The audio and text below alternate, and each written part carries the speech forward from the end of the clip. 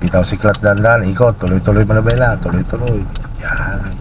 Yan, sa malbol bawal dito makalimutin.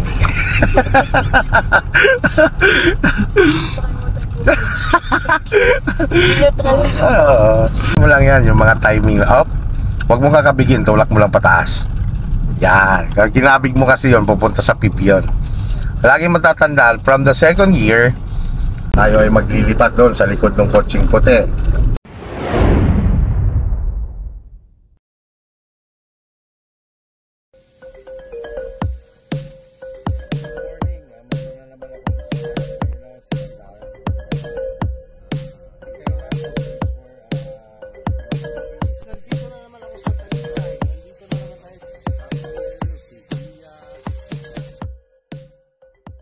Tayo ay mag full turn, no?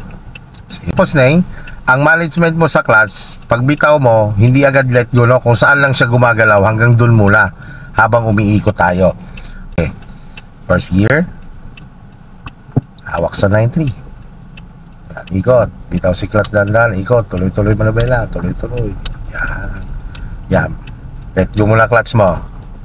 Yan, sige, huwag ka muna magbabalik ng manubela hanggat hindi humaharap. Yan, 1, balik. And 2. Okay, gas up muna ikaw. Yan. Sige, second gear. Up. Second gear.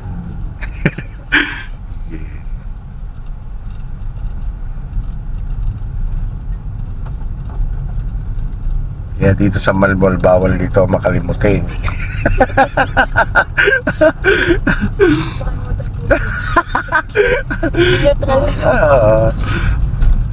Yan, sige, pagkagaya, third gear. Yan, tandaan mo lang yan, yung mga timing up. Huwag mo kakabigin, tulak mo lang pataas. Yan, kaya kinabig mo kasi yon, pupunta sa pipion.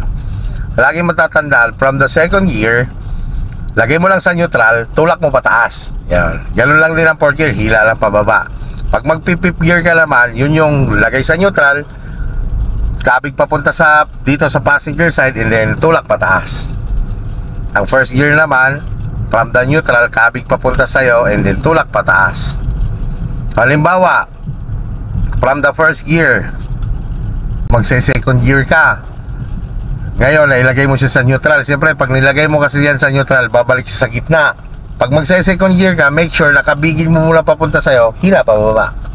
Kasi pag yun hinila mo diretso, punta naman siyang fourth gear. Kasi tayo ay maglilipat doon sa likod ng kotseng puti.